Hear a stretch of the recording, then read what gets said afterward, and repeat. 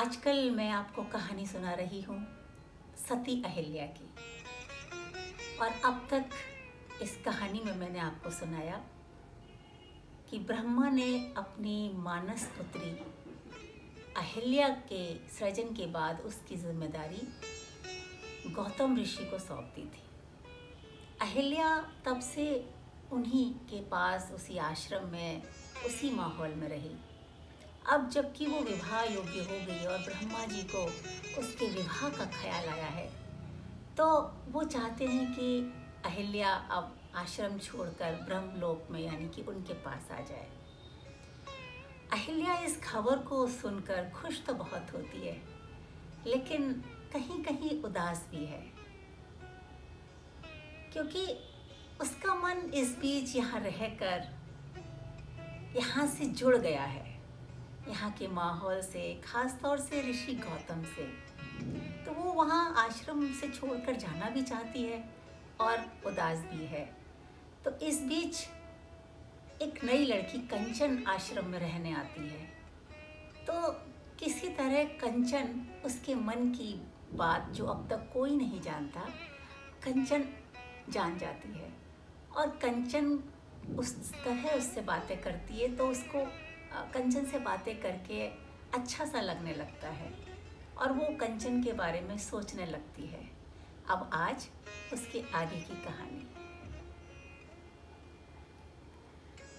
अभी ज़्यादा दिन थोड़े ही हुए हैं कंचन को यहाँ आए, लेकिन पूरे आश्रम को, लोगों को, आश्रम में पलने वाली गायों को, पक्षियों को, सबको जैसे खुद से एकाकार कर लिया है उसने। अहिल्या को याद आया वो दिन जब कंचन पहली बार अपने किसी रिश्तेदार के साथ इस आश्रम में आई थी। उसी रिश्तेदार ने बताया था कि उसका इस संसार में कोई नहीं है। माता पिता भी असमय ही साथ छोड़कर उसे अनाथ करके चले गए। कितनी सहमी और डरी हुई थी ये लड़की उस वक्त। मगर ऋषि का आश्रय पाकर कुछ ही दिनों में जैसे अपनी जिंदगी में लौटने लगी थी। अब वो पूरी तरह आश्रम की हो गई थी। हर काम बहुत मन से और बहुत मेहनत से करती थी। ब्रह्मलोक जाने के समय तक अहिल्या का इस कंचन नाम की लड़की से एक सखी जैसा अपनापा सा हो गया था। बातें होने लगी दोनों में, तो कंचन को अहिल्या के मन का राज भी महसूस होने लगा था। वो राज, वो मन की बात जो उसने शायद वो खुद भी नहीं जानती थी, तो किसी से कहने का तो मतलब ही नहीं था, बट कंचन अपने मृदु स्वभाव से उस बात को जान गई थी। यूं कहा तो कुछ नहीं उसने प्रकट में अहिल्या से, मगर दिल ही दिल में शिव और गौरी का ध्यान करके कहती थी कि हे शिवा, हे गौरी, इस अहिल्या देवी को, दीदी को, उसकी मन चाही सारी मुरादें देना। जो वो चाहती हैं उनका सब, उनके मन का उनको देना। क्योंकि उसकी माँ हमेशा उससे कहा करती थी कि कैलाश निवासी शिव तो हम सबके दुख करता है, दुख हरता है। उनका तो किसी से कुछ छिपा हुआ नहीं है। सच्चे दिल से उन्हें जो भी पुकारता है, वो उसकी हर इच्छा को, हर ख्वाहिश को पूरा करते हैं। कंचन ने कभी अपने लिए तो उनसे कुछ नहीं मांगा था, लेकिन पता नहीं क्यों अहिल्या के प्यार, स्नेह, सादगी, सरलता और गरिमामयी व्यक्तित्व के मोह जाल में वो जैसे बंध सी गई थी। यूँ तो आश्रम में और भी कई लोग थे, लेकिन बस अपने अपने मन मिलने की बात है। जब जिसका जिससे मिल जाए, तो कंचन का मन अहिल्या से इस तरह मिल गया था। समय जैसे पंख सा लगा कर उड़ता रहा। इस बीच जितना अहिल्या चाहती थी कि वक्त बस यहीं थम कर रह जाए, वक्त उतनी ही तेजी से अटखेलियां करते हुए उसकी गिरफ्त से भागे जा रहा था। फिर वो दिन भी आ गया जब अहिल्या को आश्रम से ब्रह्मलोक अपने पिता ब्रह्मा के पास जाना था। और उस दिन कंचन के नाना कहने पर भी अहिल्या ने आश्रम के सारे काम खुद ही किए। सुबह और रोज से भी जल्दी उठ गई थी वो उस दिन, या कि शायद रात भर सोई ही नहीं थी। ऋषि भी अभी उठकर नहीं आए थे। इसका मतलब कि रात अभी बाकी थी, क्योंकि ब्रह्म मुहूर्त भी ऋषि के उठने से पहले नहीं उठ होता। ऋषि उठ गए तो समझो ब्रह्म मुहूर्त हो गया। उनके हर काम बिल्कुल नियत समय पर होते थे। आश्रम में उपदेश सुनने आने वाले अपने विद्यार्थियों, अपने शिष्यों को वो हमेशा इसी तरह समय के महत्व पर ज्ञान दिया करते थे। उनका कहना था कि समय की कद्र करना हम सबका पहला कर्म और पहला धर्म होना चाहिए।